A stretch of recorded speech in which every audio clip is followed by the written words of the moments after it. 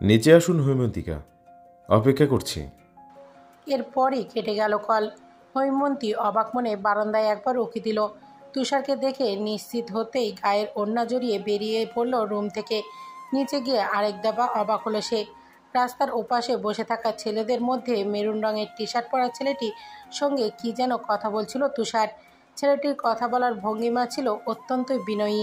হৈমন্তী বিস্ময়ের রেশ অল্প কমিয়ে তুষারকে ডাকল। তুষার। তুষার ঘাড় ঘুরিয়ে তাকালো। হৈমন্তীকে দেখে কি যেন ইশারা করলো ছেলেটিকে। সঙ্গে সঙ্গে অন্যান্য ছেলেগুলোকে নিয়ে সেখান থেকে চলে গেল মেরুন রঙের টি শার্ট পরা ছেলেটি। তুষার এগিয়ে এলো। কাছাকাছি আসতেই সোচালো গলায় প্রশ্ন ছুড়ল হৈমন্তী। ওই ছেলেগুলোকে কি বলছিলেন ওদের সঙ্গে? ওপাশ থেকে তার সহজ উত্তর, আমার বন্ধু। হৈমন্তী ভুরু কোঁচকালো। আপনার বন্ধু এরা? আপনি জানেন ইদানিং এই ছেলেগুলো আমার পিছু নিচ্ছে। গভীর রাতেও আমার রুমের দিকে তাকিয়ে থেকে কী সব আলোচনা করে এরা। তুষার তখন ঠোঁট বাঁকিয়ে হাসলো, বলল, আমার কথাতেই ওরা আপনার পিছু নিয়েছে। হৈমন্তী বিস্ফোরিত নয়নে চাইল। উঁচু গলায় জিজ্ঞাসা করল, মানে কেন? তুষার দুর্বোধ্য হেসে উত্তর দিল, একটা মাত্র বউ আমার, যদি কেউ চুরি করে নিয়ে যায়। বৃষ্টির তেজ বাড়ছে। ঝোড়ো হাওয়া তাণ্ডব চলছে চারিপাশে। হৈমন্তী হাত বাড়িয়ে দিল বৃষ্টির সম্মুখে। শীতল পানিগুলো হাত স্পষ্ট হতেই কিঞ্চিত হাসলো। আনমনেই প্রশ্ন করল, আপনার বৃষ্টি কেমন লাগে তুষার? বলতে বলতে তুষারের মুখ পানে তাকালো সে। তুষার নিরুত্তর। দু হাতের তালুতে মুখ ভর করে নিজের বেসামাল চাহনি দিয়ে তাকিয়ে তাকিয়ে দেখছে হৈমন্তীকে। পলক ফেলছে না। আঁখিজোড়া কি ভীষণ গভীরতা, মাদকতা, আড়ষ্টতা জেঁকে বসলো হৈমন্তীর মাঝে। কান গাল ভয়াবহ উষ্ণতায় ভারী হতে শুরু করলো। এলোমেলো দৃষ্টি ফেলে সে বলল, অন্যদিকে তাকান তুষার। তুষার শুনল না। আগের চেয়েও আর একটু গভীর হলো যেন তার চাহনি। দমকা হাওয়ায় মাথার ঘোমটাটি পড়ে যেতেই এগিয়ে আসলো সে। সস্নেহে ঘোমটাটি আবারও তুলে দিল। কপাল স্পর্শ করে ছোট ছোট চুলগুলো কানের পেছনে ঠেলে দিল। নিজের সীমা আর একটু লঙ্ঘন করলো তুষার। নেত্রের পাপড়ি গুচ্ছে একবার আঙুল ছোঁয়ালো। হৈমন্তীর চোখ বুজে গেল সঙ্গে সঙ্গেই। পরক্ষণেই নিজের ললাটে রুক্ষ অধরের শীতল স্পষ্ট পেল সে। কপালে কপাল ঠেকিয়ে তুষার গম্ভীর স্বরে প্রশ্ন ছুড়ল, আপনি এত সুন্দর কেন হৈমন্তিকা? হৈমন্তী থমকালো। বক্ষস্থলে দারুণ কাঁপন অনুভব করল সে। হঠাৎ স্তব্ধ পরিবেশটারও শব্দ দূষণের সৃষ্টি করে সশব্দে বেজে উঠল তুষারের ফোন।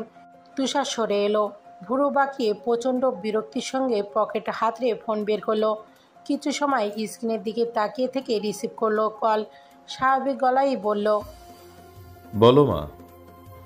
ওপাশ থেকে হেনার দৃঢ় ধমক শোনা গেল, কোথায় তুই তুষার? কি শুরু করেছিস আজকাল? বাসায় আসছিস না কেন? তুষারের ছোট্ট উত্তর, আসবো। কখন আসবি?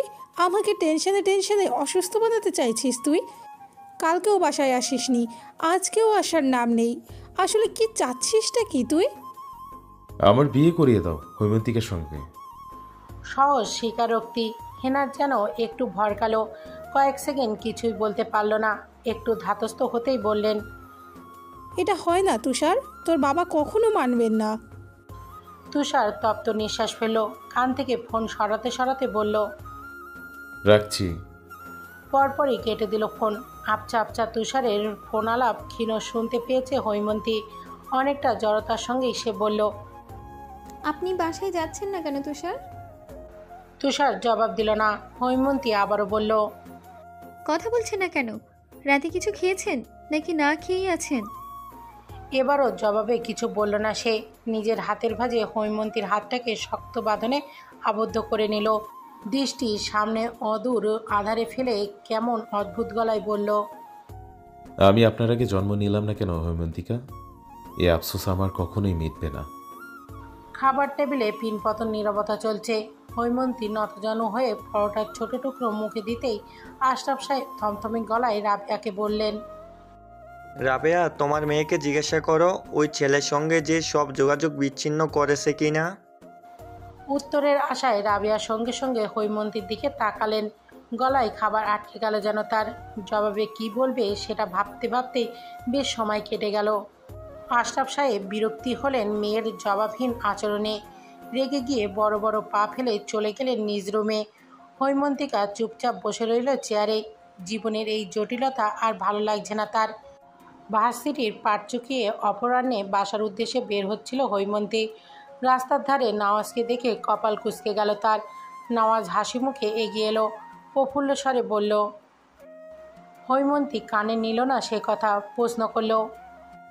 আপনি এখানে এই সময়? এমনি এই রাস্তা দিয়েই যাচ্ছিলাম, তাই ভাবলাম তোমাকে তোমার বাসায় পৌঁছে দেই। হৈমন্তী এদিক ওদিক তাকালো, বলল। লাগবে না, আমি একাই যেতে পারবো। নওয়াজ ম্লান হাসলো। তুমি কি এখনো আমার উপর রেগে আছো হেমন্তী? না। তাহলে আমার সাথে যেতে সমস্যা কোথায়? চলো তোমাকে পৌঁছে দেই। এই পর্যায়ে ভীষণ বিরক্ত হলো হৈমন্তী। সে তো বলছে যাবে না, তাহলে এত জোরাজোরি করছে কেন? নাকচ করতে তার আগেই হঠাৎ পেছন থেকে কারো ঠাট্টা সমেত কণ্ঠ ভেসে এলো। কোনো সমস্যা মিস্টার নওয়াজ? আমার বউকে এভাবে টানাটানি করছেন কেন? বউ আমার বড্ড নাজুক, ছিঁড়ে যাবে তো। শুনেই ভুরু কোচকালো নওয়াজ। পাশ ফিরে তুষারকে দেখে চোখ আরও ছোট ছোট করে তাকালো। কি বললে? বউ কে হেমন্তী? প্রশ্নের উত্তর দিল না তুষার। কৃত্রিম হাসোজ্জ্বল মুখশ্রী চোয়াল শক্ত হয়ে এলো। কি ভেবে উঁচু গলায় হেসে উঠল নওয়াজ, বলল। মজা করছো আমার সঙ্গে? আঙ্কেল তোমার মতো ছেলের সঙ্গে কখনো হেমন্তীর বিয়ে দেবে না।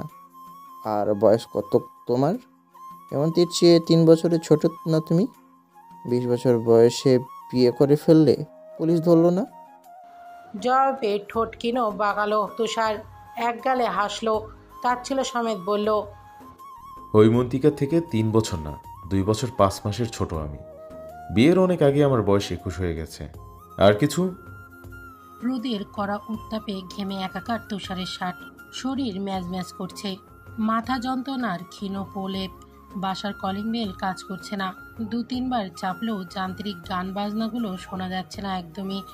নির্জীব সবটা। বার কয়েকবার দরজায় কড়া নাড়ল তুষার। মিনিট পেরোতেই রহিমা খালা দরজা খুলে দিলেন।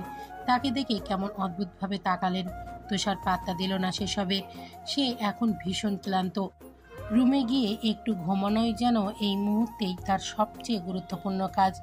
আলতাফ সাহেব আজ কাজে যায়নি, সোফায় বসে পত্রিকা পড়ছিলেন। তুষার একবার সেদিকে তাকালো, এরপর দেখেইনি এমন ভাব করে সিঁড়ির দিকে এগোতেই আলতাফ সাহেব তার কড়া ডাকে থামিয়ে দিলেন তাকে। প্রশ্নবিদ্ধ কণ্ঠে চেঁচিয়ে উঠলেন। 2 দিন পর কোথা থেকে আসা হচ্ছে তোমার? ভবঘুরে হচ্ছ নাকি রাস্তার বঘাটে? নিজের বাসা থাকতে বাইরে বাইরে দিন পার করার সাহস কে দিল তোমায়? তুষার খুব স্বাভাবিক ভঙ্গিতেই বাবার দিকে তাকালো। শীতল মেজাজ নিয়ে শান্ত স্বরেই বলল। শুধু নিজের বাসা থাকলে হয় না বাবা, বাসায় শান্তিও থাকতে হয়। তুমি কি বলতে চাচ্ছ? এখানে শান্তি নেই তো কোথায় আছে? ওই মেয়ের কাছে। শোনো তুষার, ওই মেয়ে ভালো না, টাকার জন্য তোমাকে ফাঁসাচ্ছে। তুমিও বোকার মতো কাঁটাযুক্ত রাস্তায় হাঁটছ। তুষারের শান্ত অভিব্যক্তিতে ক্ষীণ ঘাটা পড়ল। দৃষ্টি প্রকর হলো, চেহারা এলো কাঠিন্যতা। জবাবে ভীষণ হিম করা গলায় বলল। আমি কাঁটাযুক্ত রাস্তায় হাঁটছি না বাবা, সুবাসে আচ্ছাদিত ফুলে পা রাখছি। নিঃস্বার্থ মেয়েটাকে কোমল হৃদয়ে নিজের স্থান তৈরি করার চেষ্টা করছি। উনি আমাকে ফাঁসায়নি বাবা, আমি ফাঁসিয়েছি ওনাকে। যদি খারাপই হওয়ার হয় তাহলে আমিই খারাপ, উনি না।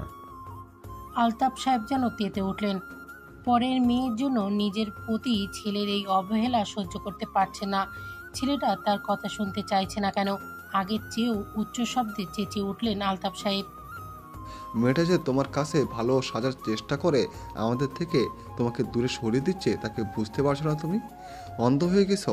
আমি কখনো তোমার খারাপ চেয়েছি? ভুল অ্যাডভাইস দিয়েছি কখনো? দেওয়ার আর কি বাকি রেখেছ? ছোটবেলা থেকেই তো দিয়ে আসছো। আলতাফ সাহেব চোখ বড় বড় করে তাকালেন। অপমান আর রাগে শক্ত হয়ে এলো ওনার মুখশ্রী। ঝাঁঝালো কণ্ঠস্বরে বললেন। ওই মেয়ে তোমার বেনাশ করে ফেলেছে, নিজের বাবার প্রতি ভড়কাচ্ছে, পাগল পানি ছেড়েছে তোমাকে, রাস্তার কুকুরের চেয়েও ভালো। তুষারের ইচ্ছা করল না প্রতি উত্তরে কিছু বলতে। রান্নাঘর থেকে দৌড়ে এসে আলতাফ সাহেবের পাশে দাঁড়িয়ে থাকা হেনার দিকে একবার দৃষ্টি ফেলল সে। নীরবে চলে গেল নিজের রুমে। আলতাফ সাহেব বিড়বিড় করে উঠলেন। বেয়াদব! হেনা কিছু বলতে নিয়েও বলতে পারলেন না। স্বামীর ক্রোধে ভরা দৃষ্টি আর মেজাজ দমিয়ে দেয় তাকে। কপালে হাত রেখে সশব্দে বসে পড়েন সোফায়। বাবা ছেলে রেশারেশিতে বাজেভাবে আটকে গেছেন তিনি। চিন্তায় মাথা ভীষণভাবে ব্যথা করছে ওনার। রুমে এসে আর হাত মুখ ধুলো না তুষার। ঘরমাক্ত শরীর ধুলোবালিতে জর্জরিত পোশাক নিয়েই শটাং হয়ে শুয়ে পড়ল বিছানায়। পকেট থেকে ফোন বের করলো। পাওয়ার বাটন চাপতেই লক স্ক্রিনে হৈমন্তিকার শাড়ি পরা একটা ছবি জলজল করে উঠল। হৈমন্তী লাজুক হাসে, নিচের দিকে তাকিয়ে আছে। শ্যামবর্ণ মেয়েটাকে কি মায়াবী লাগছে। তুষার গভীর নয়নে চেয়ে রইল। দৃষ্টিতে তার একসাথে মাদকতা, অস্থিরতা, গভীরতা আর অশান্ত মনের বেহায়া চাউনি। থেকে থেকে সুদীর্ঘশ্বাস ফেলল তুষার। মিয়ে যাওয়া গলায় কৃত্রিম হৈমন্তীকে বলতে লাগলো, আমি ক্লান্ত হয়ে পড়েছি হৈমন্তিকা। আমার তীর্থ মনটা অপেক্ষা করতে করতে ক্লান্ত হয়ে গেছে।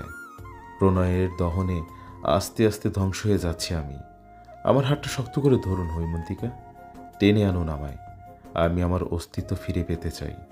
আপনার হাতে হাত রেখে সারা পথ হাঁটতে চাই, বিরতিহীন মুগ্ধতার সঙ্গে। হৈমন্তিকা, আমার মাথায় একটু হাত বুলিয়ে দেবেন? মাথা খুব যন্ত্রণা করছে, সহ্য করতে পারছি না।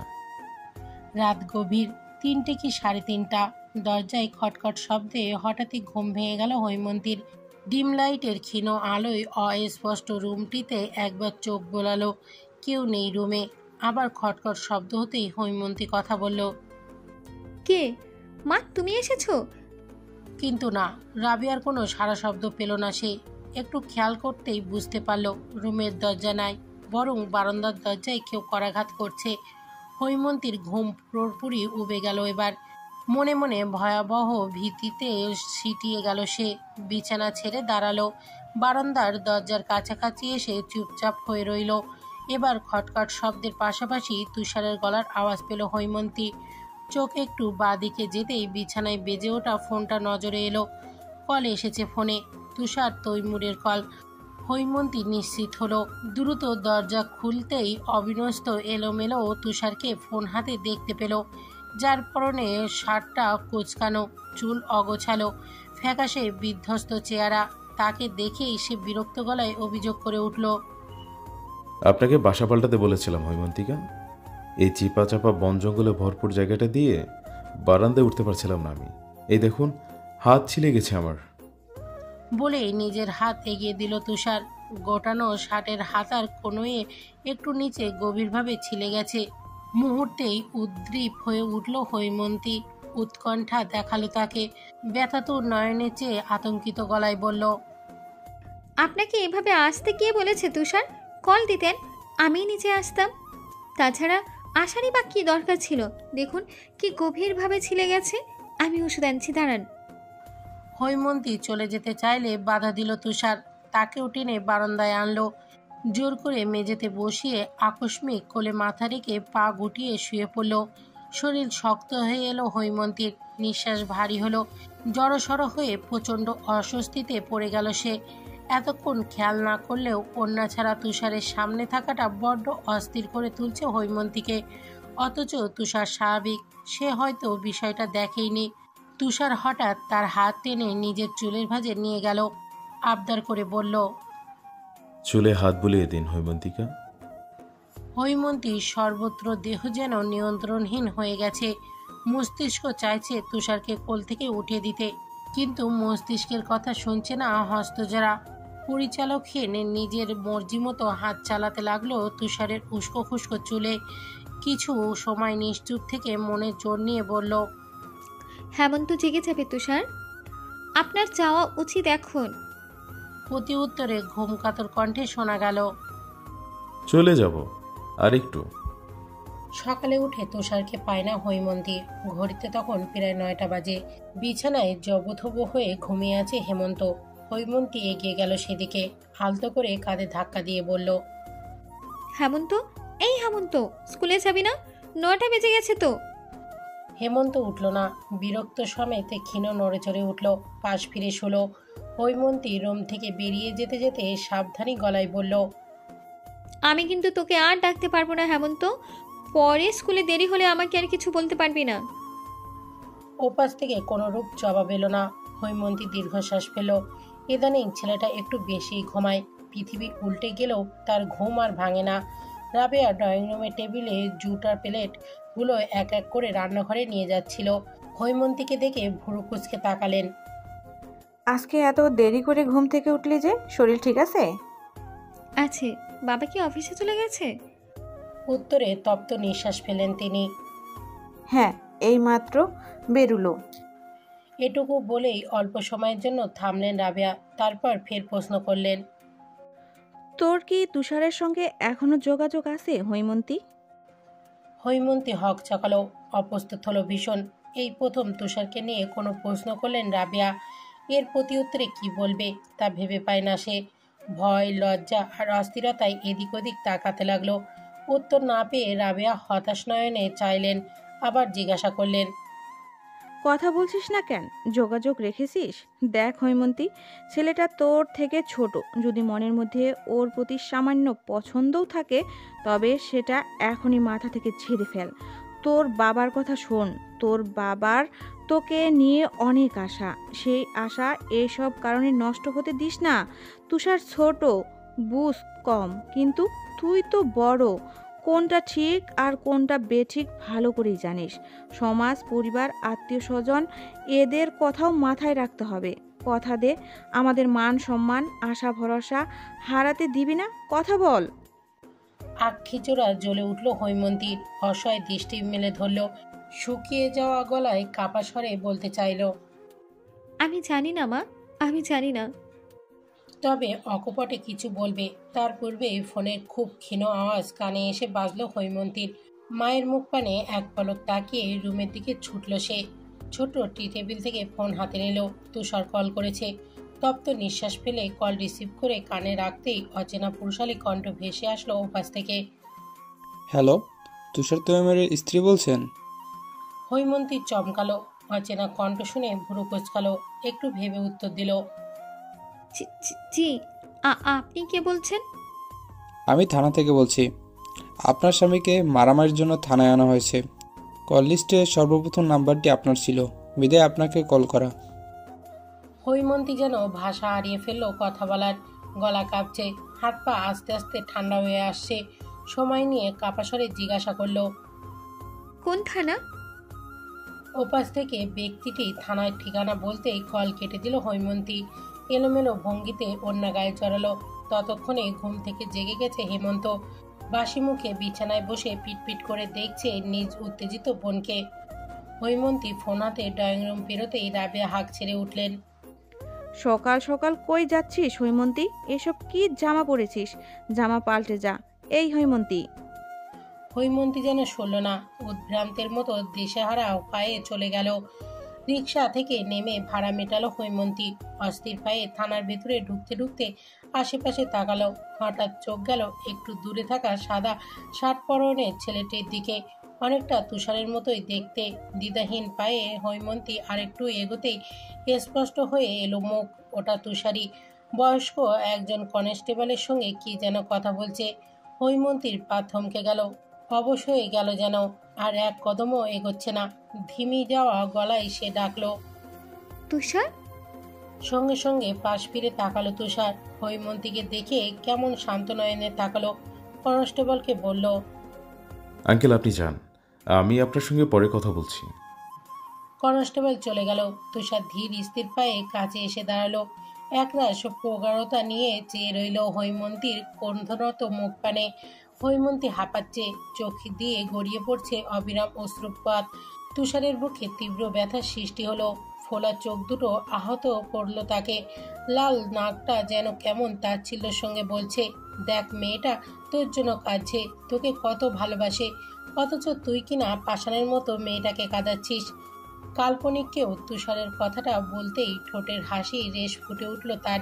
শীতল স্বরে জিজ্ঞাসা করল, এখানে কেন এসেছেন হৈমন্তিকা? এতক্ষণে নিঃশব্দে কান্না এবার সশব্দে হাজির হলো। কান্নার তেজ বাড়িয়ে আটকে আসা কণ্ঠে বলল, আমি ভীষণ ভয় পেয়ে গেছিলাম তুষার।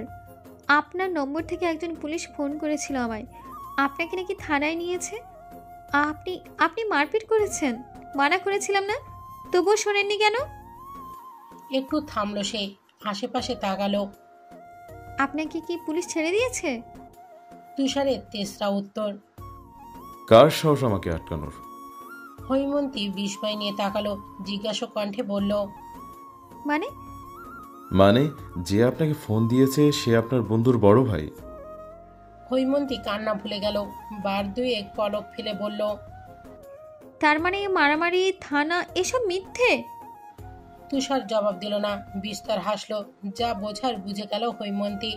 তার কান্নার কাতর মুখশ্রী মুহূর্তেই খোদে ফুলে উঠল। তুষারের বুকে শক্ত হাতে চাপড় লাগালো, বেশ কয়েকবার লাগাতার। তুষার থামালো না তাকে, নেত্রে প্রগাঢ়তা বাড়িয়ে অল্প একটু বেহায়া হয়ে কোমল স্বরে আওড়ালো, আজ প্রমাণ হয়ে গেল হেমন্তিকা, আপনি আমাকে মিথ্যে হলেও ভালোবাসেন, সত্যি হলেও ভালোবাসেন। থানা থেকে বের হয়ে ফুটপাত ধরে হাঁটছে তারা। আশেপাশের আবহাওয়া কি ভীষণ সুন্দর, শীতল, মনোমুগ্ধকর। চড়ুই পাখির কিচিরমিচির শব্দ শোনা যাচ্ছে সুদূর হতে। মৃদুমন্দ অনলে তেজ বহমান। হৈমন্তীর নরম হাতটা নিজের হাতের ভাঁজে মুষ্টিবদ্ধ করে রেখেছে তুষার। দৃষ্টি হৈমন্তীর অভিমানে ফুলে যাওয়া মুখপানে, অশ্রুসিক্ত নিস্তব্ধ নেত্রকোণে। তুষার দুর্বোধ্য হাসল, কোমল স্বরে প্রশ্ন করল, আপনি কি রেগে আছেন হৈমন্তিকা? হৈমন্তী জবাব দিল না, অন্যদিকে ফিরে রইল, যার অর্থ আমি রেগে আছি। তুষারের হাসি আরো বাড়ল এবার। একটু দূরত্বে একটা ছোট্ট মেয়ের গুচ্ছ গুচ্ছ ফুলের বালতি করে বেচাকেনা করছে, একদম পিচ্চি মেয়েটা। তুষার সেদিকে এগোলো, ছোট্ট মেয়েটাকে জিজ্ঞাসা করলো, এই পিচ্ছি, নাম কি তোমার? মেয়েটা পিট পিট নয়নে তাকালো, আদো আদো বুলিতে জবাব দিল, রূপা। বয়স কত? 8। আচ্ছা, গোলাপ কত করে? একটা 10 টাকা কইরা। 10টা দাও তো আমাকে। মেয়েটা যেন খুশি হলো খুব, চোখ মুখে আলাদাই উজ্জ্বলতা খেলে গেল। সামান্য ওজনী বালতিটা রাস্তায় রেখে গুনে গুনে 10টা গোলাপ হাতে নিল। তুষার পকেট হাতড়ে মানিব্যাগ বের করলো, টাকা বের করতে করতে হৈমন্তীকে উদ্দেশ্য করে বলল, এই পিচ্ছি, আমাকে আর ওনাকে একসাথে কেমন লাগে তোমার? রূপা নামের মেয়েটির এই সামনের মাড়ি দুটো দাঁত নেই। ফোকলা দাঁত বের করে মেয়েটা বিস্তর হাসলো। একবার তুষারকে দেখে তারপর হৈমন্তীর দিকে তাকালো, অতঃপর হাসি মুখে বলল, খুব ভালো লাগে, আপনাগো একসাথে মানাইছে। তুষার মুচকি হাসলো। মেয়েটার মাথায় স্নেহের হাত বুলিয়ে হাতে 100 টাকার নোট গুজে দিল। উপার্জন পেয়ে মেয়েটা প্রফুল্ল মনে ছুট লাগালো রাস্তার অন্য ধারে থাকা তার সখীদের কাছে। হাতের বাঁধন আর একটু দৃঢ় করে আবারও হাঁটতে লাগলো তুষার, অন্য হাতে তার গোলাপের গুচ্ছ। হৈমন্তীকে এখনো দেয়নি সে। হৈমন্তী আর চোখে গোলাপগুলোর দিকে তাকালো, মুখ গোমরা করে ভুরু কুঁচকালো। কি আশ্চর্য, দিচ্ছে না কেন গোলাপ?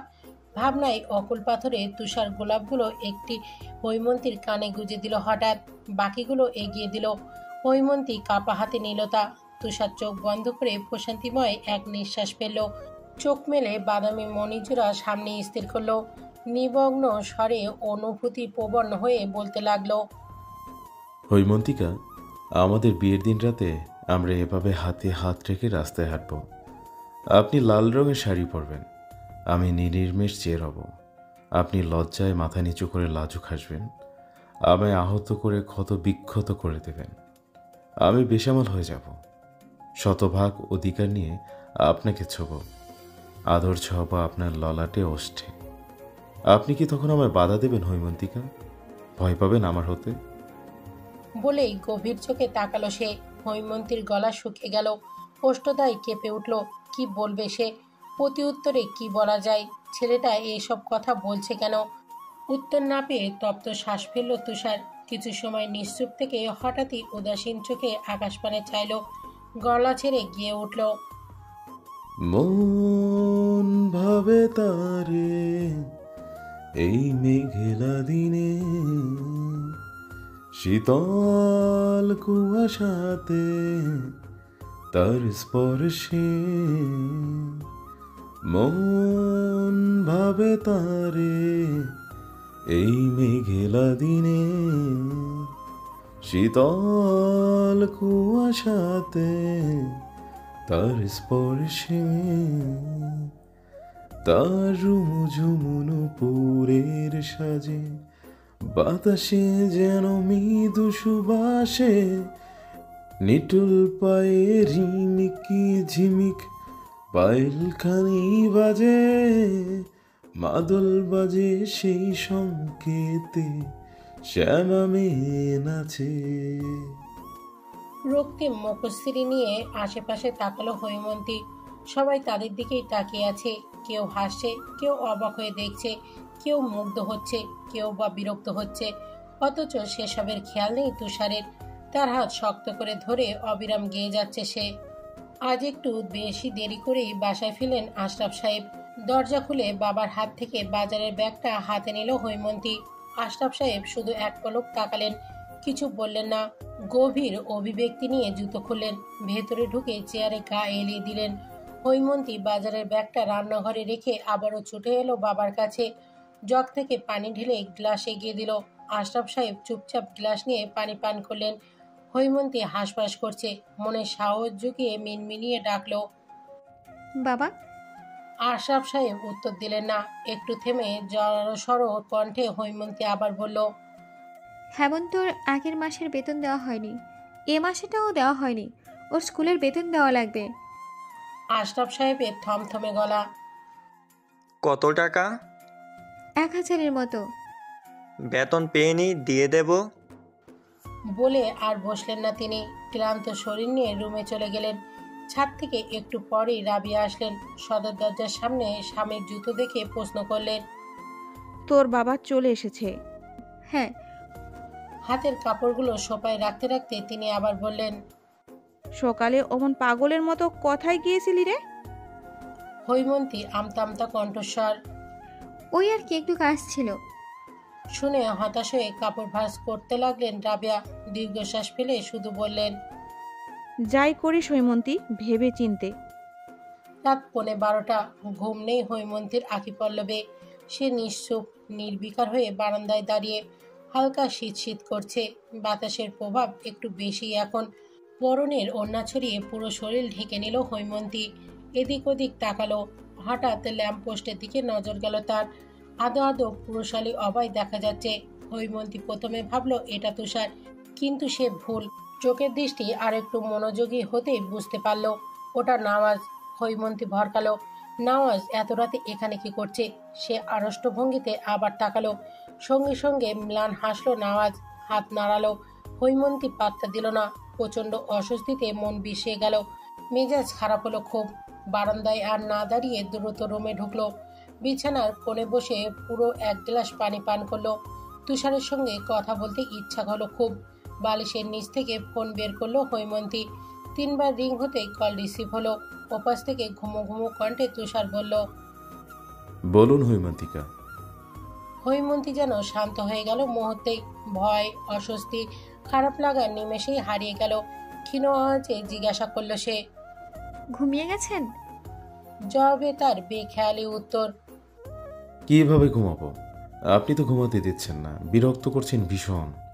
এত বিরক্ত কেন করেন হৈমন্তিকা? হৈমন্তী ভাবল হয়তো কল দেওয়াই ঘুম ভেঙে গেছে তুষারের, তাই সে তার প্রতি বিরক্ত। হৈমন্তীর মন খারাপ হলো, বলল, তাহলে কল কেটে দিব? ওপাশ থেকে তুষারের ঘন নিঃশ্বাস ফেলার শব্দ পাওয়া গেল। কল কেটে দিলেই বা কি হবে হৈমন্তিকা? আমার অস্তিত্ব থেকে কি আলাদা করতে পারবেন নিজেকে? 2 মাসে নিজের হিংস্রতা দিয়ে অতিষ্ঠ করে দেয়া নিষ্ঠুর পাষাণ গ্রীষ্ম বিদায় নিয়েছে আজ প্রায় অনেকদিন। পৃথিবীতে আশা নেমেছে বর্ষা। ঘন কালো মেঘের ভেলায় ভেসে আছে বিশাল নভস্থল। এই সময় ফাঁক ফোকর দিয়ে সোনালি রোদের দেখা পাওয়া যে বড্ড কষ্টকর। বাস পড়ছে, হুটহাট বৃষ্টিতে অপ্রস্তুত হচ্ছে মানুষ। বৃষ্টির টুপটাপ শব্দ কানে বাজছে, ব্যাঙেদের ডাক শোনা যাচ্ছে, ঘ্যাঙর ঘ্যা ঘ্যাঙর ঘ্যা। তুষার বাইক সাইড করে হৈমন্তীকে নিয়ে বাস স্টপের ছাউনিতে দাঁড়ালো। এক হাতে নিজের ভেজা চুল ঝাড়তে লাগলো। পকেট থেকে মানিব্যাগ আর মোবাইল বের করে বলল, এইগুলো আপনার ব্যাগে রাখুন হৈমন্তিকা, পানি তো নষ্ট হয়ে যাবে। হৈমন্তী মাথা দোলালো। মানিব্যাগ আর মোবাইল রাখতে গিয়ে হঠাৎই মানিব্যাগের ক্ষীণ ফাঁক দিয়ে অস্পষ্ট মেয়েলি ছবির অস্তিত্ব টের পেল। কৌতূহলবশত পুরো মানিব্যাগ খুলল সে। সঙ্গে সঙ্গে নিজের হাস্যোজ্জ্বল ছবি ভেসে উঠল আখিজোড়ার সামনে। হৈমন্তী এক হাত গালে ঠেকিয়ে বসে আছে, অন্যদিকে তাকিয়ে হাসছে। পরনে হলুদ রঙের তাঁতের শাড়ি। তার মনে পড়ে গেল নবীন বরণের দিন ঠিক এই শাড়িটাই পরে এভাবে আনমনে হয়ে বসেছিল সে। মাঝে মাঝে পারুলের কথাই হাসছিল। তারপর তো এই শাড়ি পরার আর সুযোগই পায়নি সে। তুষার কখন তার ছবি তুলল হৈমন্তী বুঝল না কেন। হঠাৎ তুষারের গম্ভীর গলায় ঘোর কাটল তার। আমি আমার বউ ছাড়া ব্যক্তিগত জিনিস কাউকে ধরার অধিকার দেইনি হৈমন্তিকা, এগুলো ব্যাগে রাখুন। শুনে ভুরু কুচকালো হৈমন্তী, ব্যাগের চেন আটকালো। বিমূর কণ্ঠে প্রশ্ন করল, আমি আপনার বউ নই? হ্যাঁ, তবে 50 ভাগ, শতভাগ বউ করে নেয়, তারপর এই আমিকেই দিয়ে দেবো আপনাকে। হৈমন্তী পিটপিট নয়নে এদিক ওদিক তাকালো। নিঃশ্বাসের গতি অল্প কমল। ইদানিং তুষার আশেপাশে থাকলে হৈমন্তীর লজ্জায় মিশ্রিত অনুভূতি অনুভব হয়। উপরন্তু তুষারের এহেন কথায় লজ্জা দ্বিগুণ বেড়ে যায়। নাকের দুপাশ সামান্য কেঁপে ওঠে। তুষার আপাতমস্তক দেখল তাকে, ঠোঁট বাঁকিয়ে হাসল, আলতো করে নাক টেনে বলল,